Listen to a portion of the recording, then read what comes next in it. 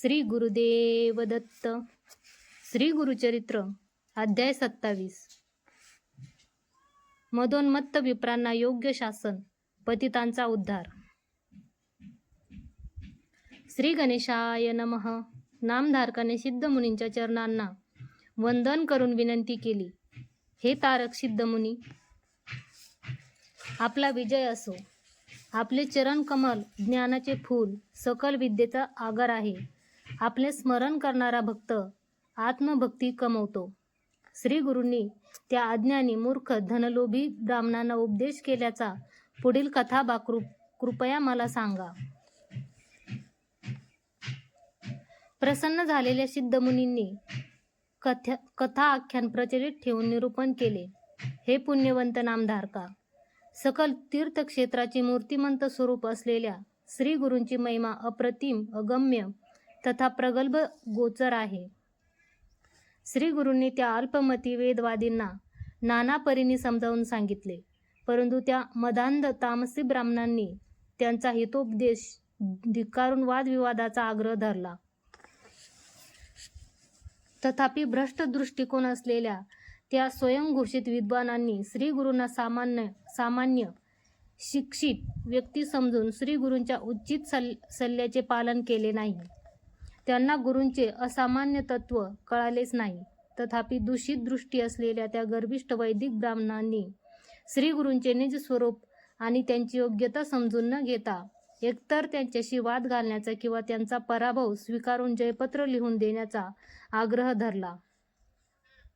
त्या दुराभिमानी ब्राह्मणांना ते स्वतःच विनाशाच्या पथावर असलेल्याची सूक्ष्म प्रज्ञा देखील झाली नाही.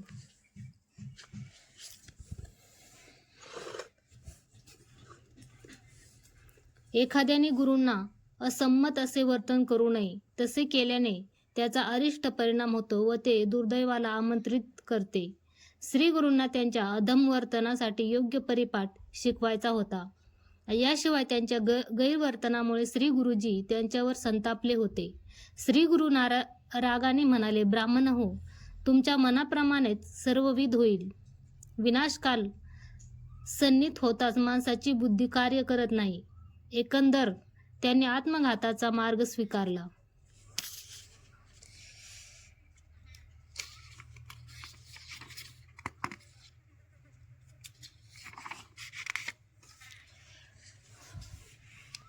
तेवढ्यात मार्गस्थ असलेल्या एका अपरिचित व्यक्तीला पाहून त्याला आपल्या शिष्यकरवी श्री गुरूंनी बोलावून घेतले.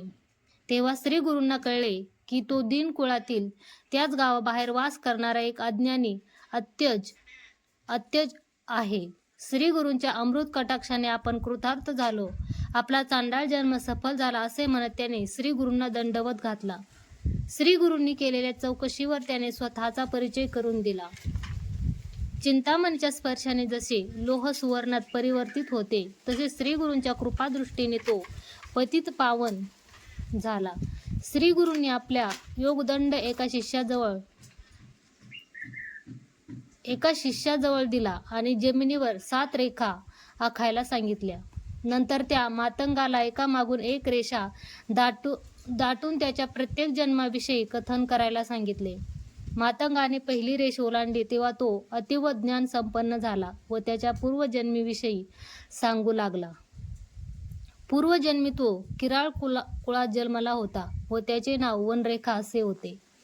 दुसरी रेषा ओलांडल्यावर त्याने त्याही पूर्वीच्या जन्माविषयी सांगितले. तिसरी रेषा ओलांडून झाल्यावर आपण गंगा नदी तीरावासी गंगापुत्र नामक मच्छीमारी परिवारातून आहे असे म्हणाला. चौथी रेषा ओलांडल्यावर तो वृक्षिक असल्याचा व गुरूंच्या अनुज्ञेने तिथे आल्याचे त्याने सांगितले. 5वी रेषा ओलांडताच त्याला अधिक ज्ञान प्राप्त झाले व तो सोमदत्त नावाचा वैश्य असल्याचे त्याने सांगितले.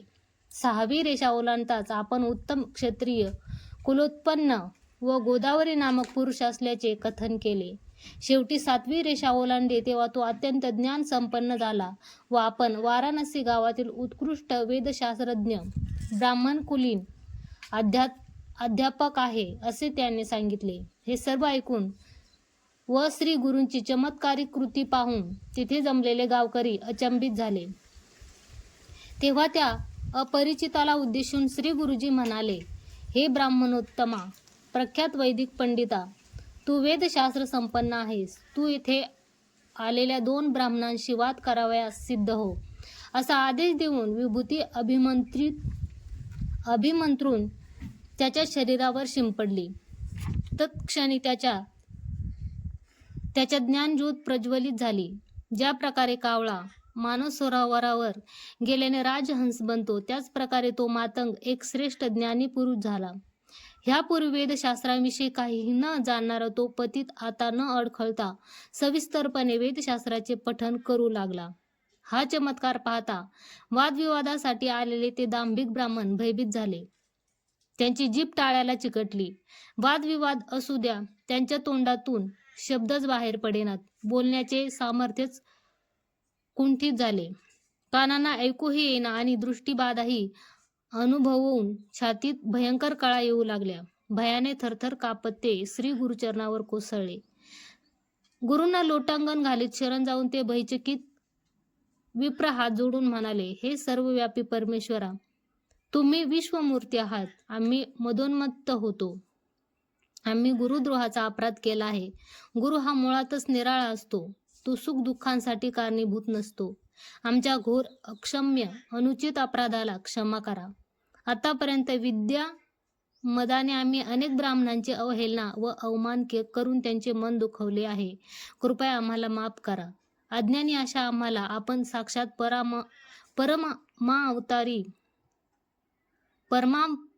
परमावतारी असल्याचे न जाणण्यामुळे हट्टीपणाने आम्ही तुम्हाला वादविवादाकरिता आमंत्रित केले. दयाळू असणारे आपण आम्हा पापी ब्राह्मणांवर कृपा करा. आम्हाला सद्गती अनुग्रहित करा. दीन आणि मतिहीन अशा आम्हा दोघांचा उद्धार करा. आम्ही आपल्या चरणी शरण आलोय. आपण शरणागतांचे रक्षक आहात अशी आपली विश्वख्याती आहे. शरणागत धर्म मान्य करून आपल्या चरणाखाली आश्रय द्या व आम्हा दीनांना समजावून घ्या. असे पुन्हा पुन्हा आर्त स्वराने प्रार्थना करीत गुरूंच्या दिव्य चरणाला अभिवंदन केले. त्यावर श्री गुरुजी म्हणाले, विप्रहो, तुम्ही विनाकारण ज्ञानी त्रिविक्रम भारती व इतर अनेक ब्राह्मण श्रेष्ठांची निंदा करून देवांचा अपराध केला आहे. तसेच देवता स्वरूपी वेदांचे धन लोभाने विक्रय करून दोष ओढून घेतला आहे. ब्राह्मणाने स्वतःच्या आत्मोद्धारासाठी व जगाच्या उद्धारासाठी कार्यरत असावे.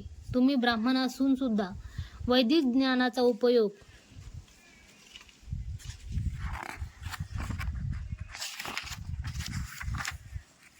आत्मोन्नतीसाठी आणि धर्म प्रसारार्थ न करता अनावश्यकपणे स्वार्थ आणि भौतिक लाभार्थ दुरुपयोग केला आहे. अशा प्रकारच्या ज्ञानाने उन्मत्त होऊन तुम्ही तुमच्या सर्व नाशाला आमंत्रित केले आहे.